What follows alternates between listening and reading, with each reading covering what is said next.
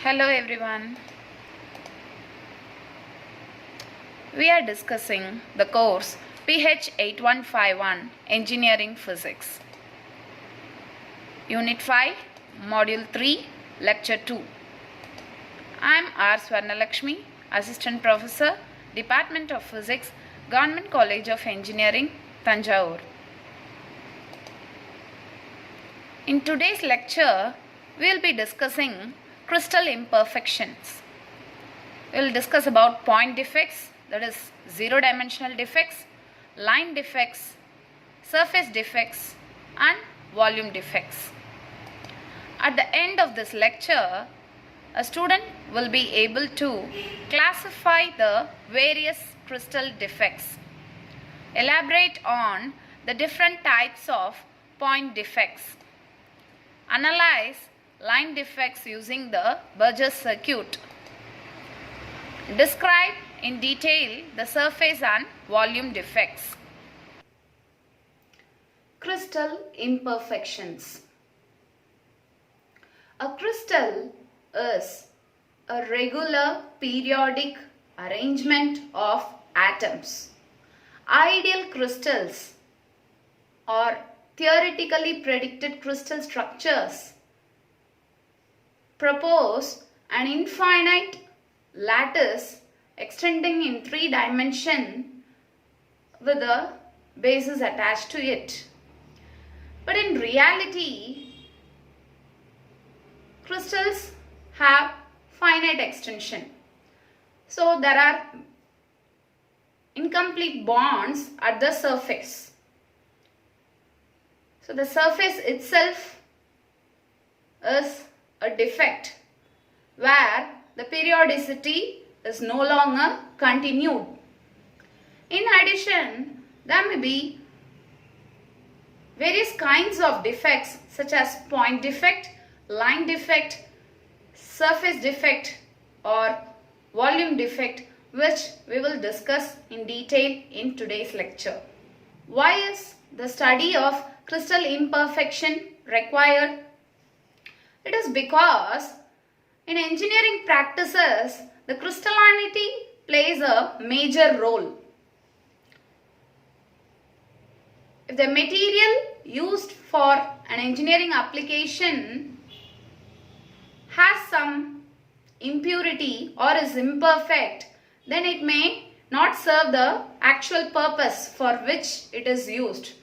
One example is that a few parts per million of aluminium in silicon can totally destroy the rectifying action of a PN diode. Similarly, dislocations in materials like steel reduces their strength.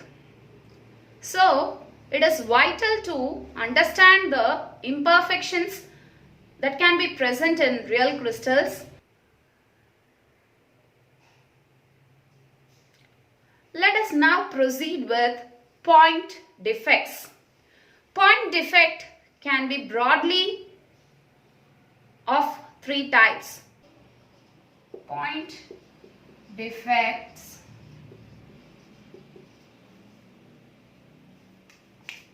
a regular 3-dimensional arrangement of atoms will be like this. You will have atoms arranged periodically. We are just having a representational view of the arrangement of atoms. Actually, there will be millions of atoms present in a given sample. Here I am just taking a representational view of atoms arranged in a periodic fashion in perfect crystals. Okay. So, point defect can be a vacancy, that is an atom missing in its site.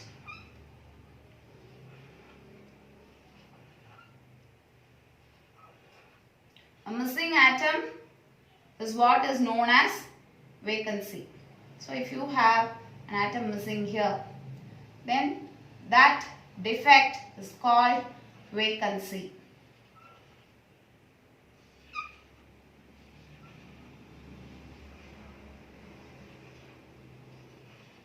this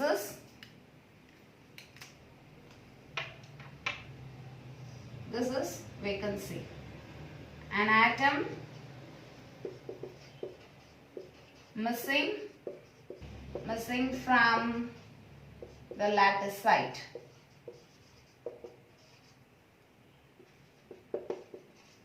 This is one type of point defect. The next type of point defect is substitutional impurity. An alien atom substitutional defect. A foreign atom occupies the lattice site in a parent crystal. Okay. As we have seen from the packing factors, there are a lot of void spaces within a unit cell. So, a smaller atom can occupy the void space within the parent atom. Such a defect is known as interstitial, and carbon in iron is the common example for interstitial defect. Okay. Sometimes it may prove useful as well because it helps in strengthening of iron, and steels are formed by controlling the percentage of carbon in iron. So far we have been discussing point defects and classified point defects into three types: the vacancy, substitution and interstitial. The examples for substitutional impurities are copper in nickel, aluminium or phosphorus in silicon. So these are all atoms of almost same size, same electronegativity values. Actually substitute the parent atom. Okay. Whereas for interstitial impurity, we saw the example as carbon in iron. Now let us turn our focus into ionic crystals. There are few defects which are characteristics to ionic crystals. These are Frenkel defect and Schottky defect. One important point to note as far as interstitial defect is concerned is that a self-interstitial cannot be formed. That is, the parent atom cannot go and sit in the interstitial space because the interstitial space is very small, which can accommodate only smaller atoms. So usually self-interstitial is not possible in case of metallic crystals. Whereas in case of ionic crystals, this can happen. A cation can leave a vacancy and move to an interstitial site. So we are going to discuss point defects in ionic crystals.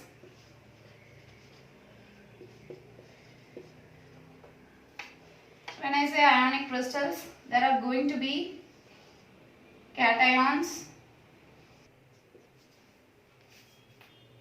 So this is a perfect ionic crystal where the cations and anions are periodically arranged. Now, in a Frenkel, point defect in ionic crystals can be either a Frenkel defect or a Schottky defect. A Schottky defect is one in which there is a cation-anion divacancy. That is, one cation and one anion goes missing in the crystal lattice. Note that the charge neutrality is maintained because a positive ion and a negative ion are creating a vacancy in case of Schottky defect. So Schottky defect is cation-anion divacancy. A Frenkel defect is one in which a cation moves from its lattice site into an interstitial site. So, a cation vacancy and a cation interstitial pair is formed in case of Frenkel defect. Here also the charge neutrality is maintained. So, these are the two kinds of defects in ionic crystals. Another point to be noted is an anion vacancy, anion interstitial pair cannot be formed in case of Frenkel defect. Why?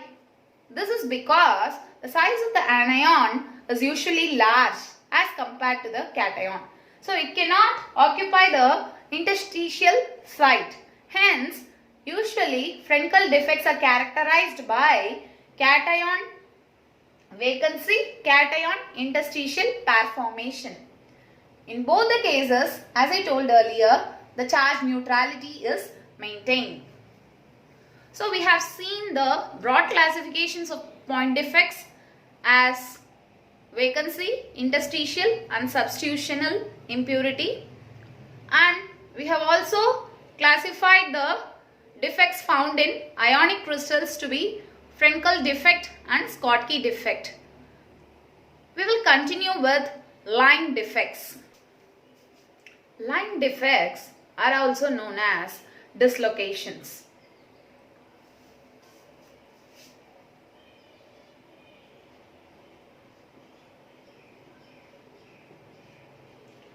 There are two types of line defects, the edge dislocation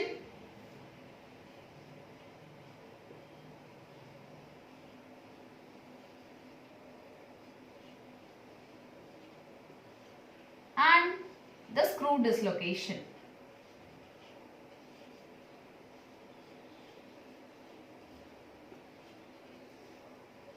In case of edge dislocation, there will be an incomplete plane of crystal either in the top part or on the bottom part of the crystal. Hence, depending on the presence of the incomplete plane, the edge dislocation can be either positive edge dislocation with an incomplete plane present over the top portion shown by this symbol, or negative edge dislocation.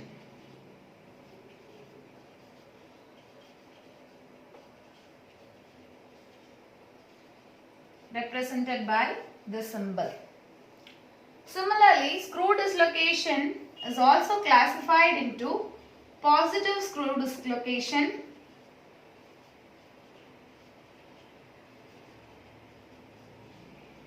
and negative screw dislocation.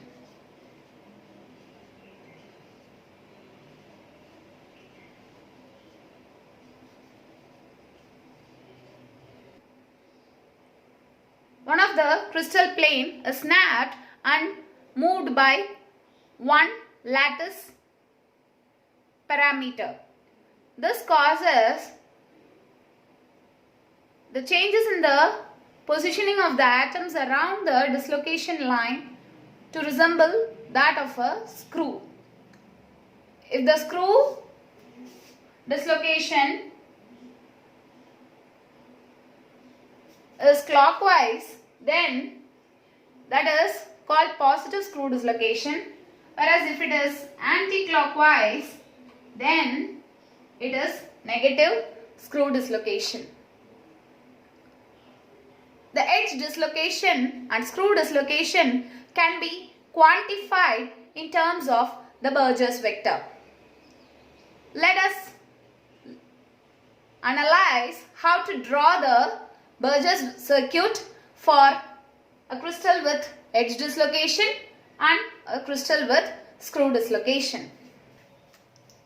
Let us first discuss edge dislocation. So you have a perfect crystal here. and in the perfect crystal all the lattice planes are complete. So we will first set out by drawing the Burgess vector for a perfect crystal. This is a perfect crystal, whereas this is a crystal with positive edge dislocation. You have an incomplete plane in the top part of the crystal. Hence, this is a crystal with positive edge dislocation.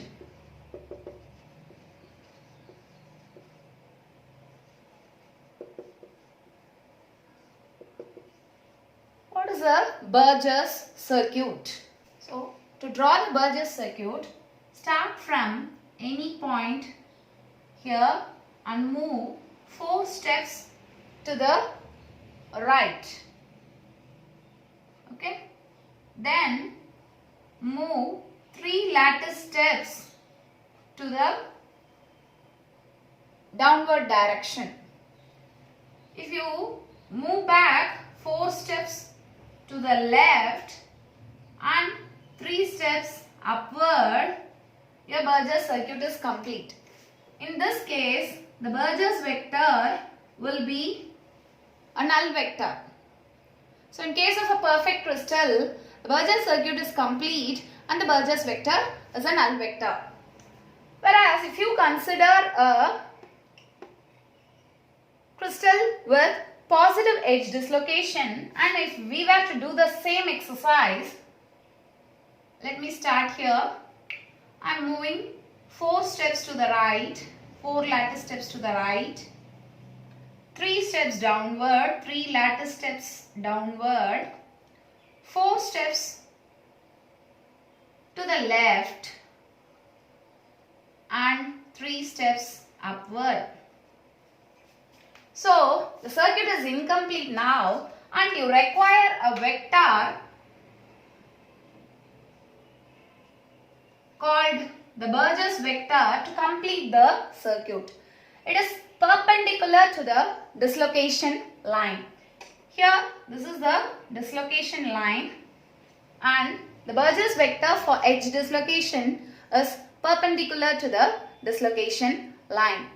The magnitude of the Burgess vector gives you the quantity of edge dislocation and the direction is perpendicular to the dislocation line.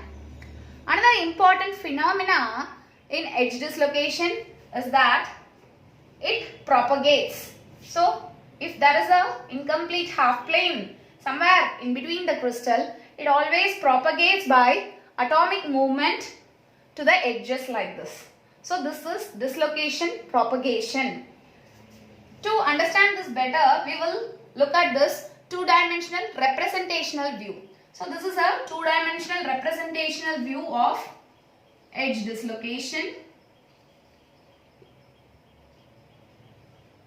We have an incomplete half plane here and by movement of the atoms, this plane moves, or this plane, there is a dislocation movement resembling that of a caterpillar movement and the dislocation moves to the edges. Okay. So this is an important phenomena called slip, which plays a major role in plastic deformation. Okay. When we are discussing about plastic deformation, we will come back to this phenomena of slip. Okay. Let us now discuss screw dislocation. So as I told earlier, screw dislocation is snapping the crystal at some point and moving it by one lattice parameter. So this also happens due to shear forces, and atoms along the dislocation line will resemble that of a spiral staircase, as in a screw. Hence the name screw dislocation. So to quantify screw dislocation, we have to draw the Burgess circuit just as we did for edge dislocation. Recall that in a perfect crystal, when you start at a point, you move 4 steps to the right, 3 steps downward, 4 steps to the left and 3 steps upward, and you get back to the starting point. So the Burgess circuit is complete, and Burgess vector is a null vector in case of perfect crystal.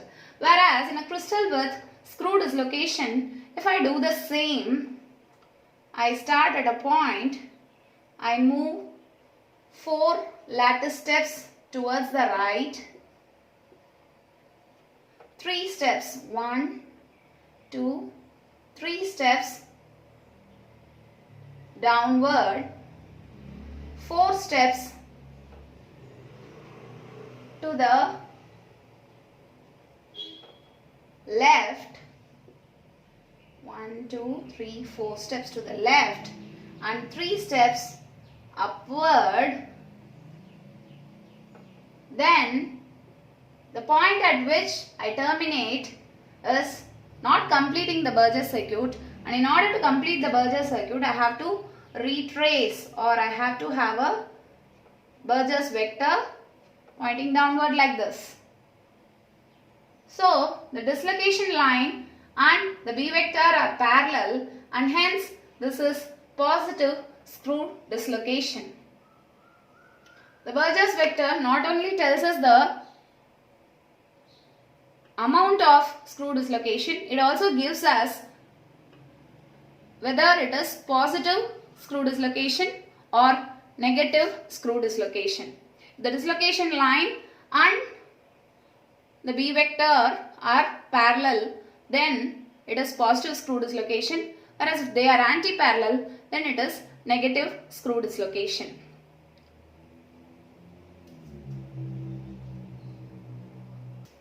We have discussed about line defects, the edge dislocation and screw dislocation.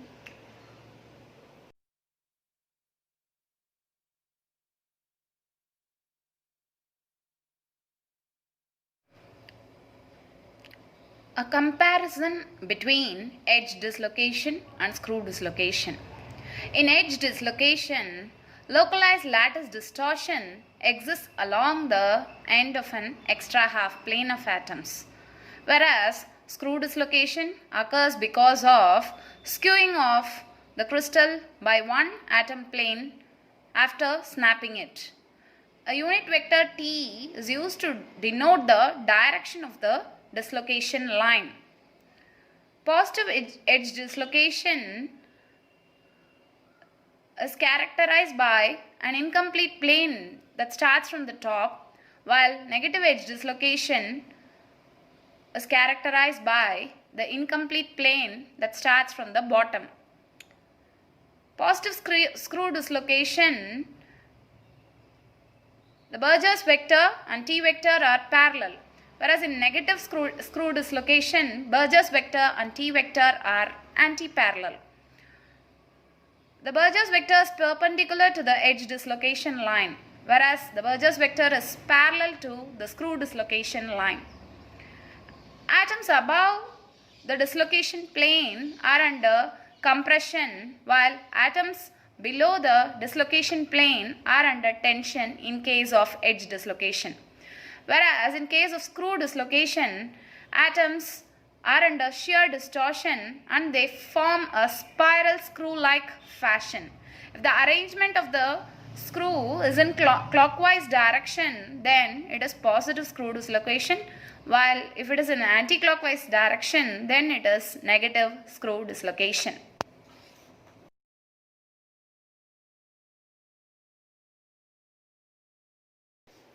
Surface defects can be of 3 types: grain boundaries, tilt boundaries, twin boundaries.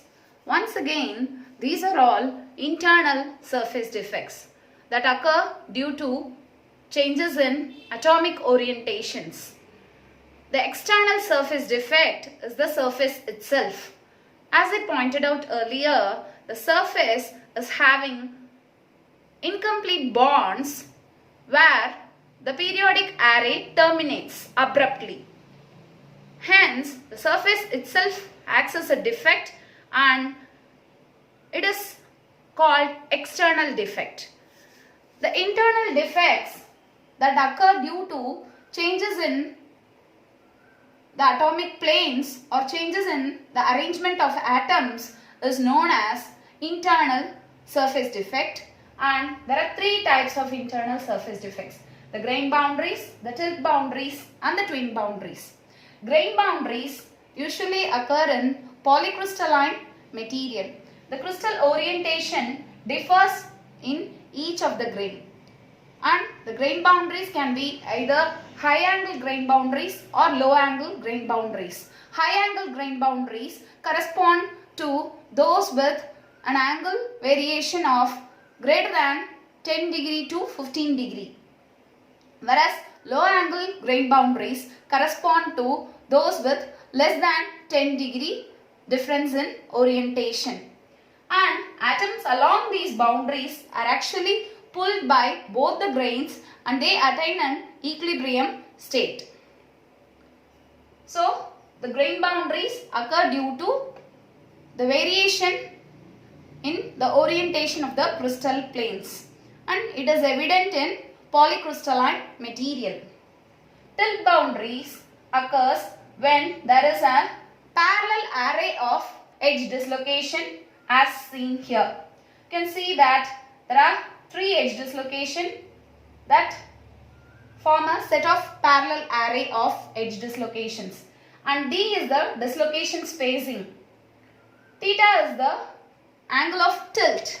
So for this tilt boundary, if we were to draw a Burgess circuit, let me move 2 crystal steps to the right, 10 steps downward, 1, 2, 3, 4, 5, 6, 7, 8, 9, 10.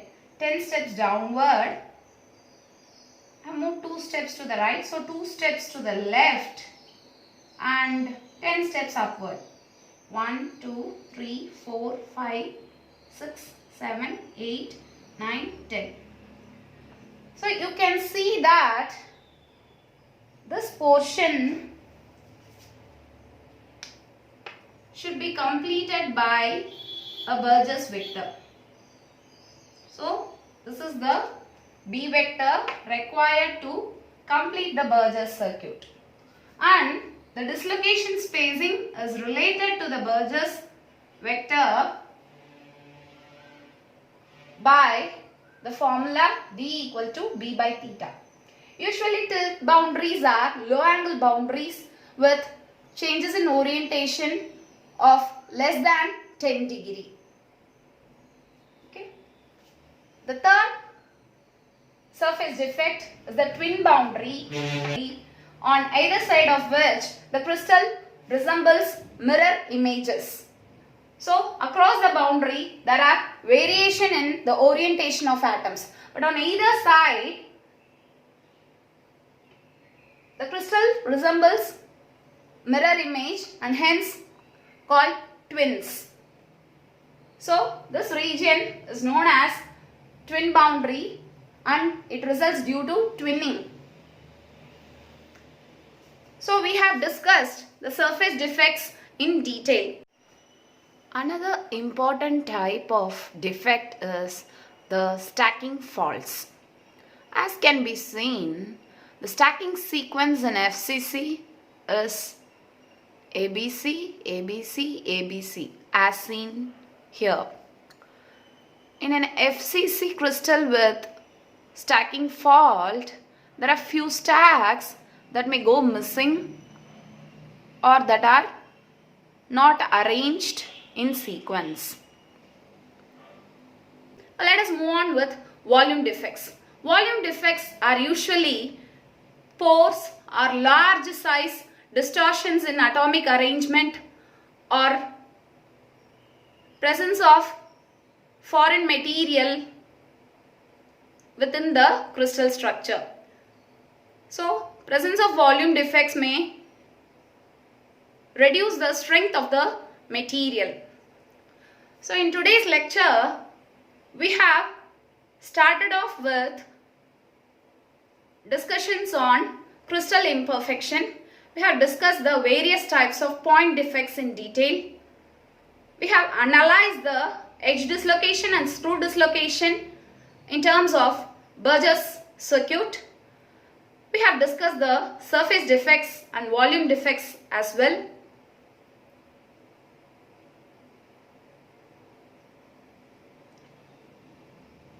Hope the session was beneficial to you. Thank you for your attention.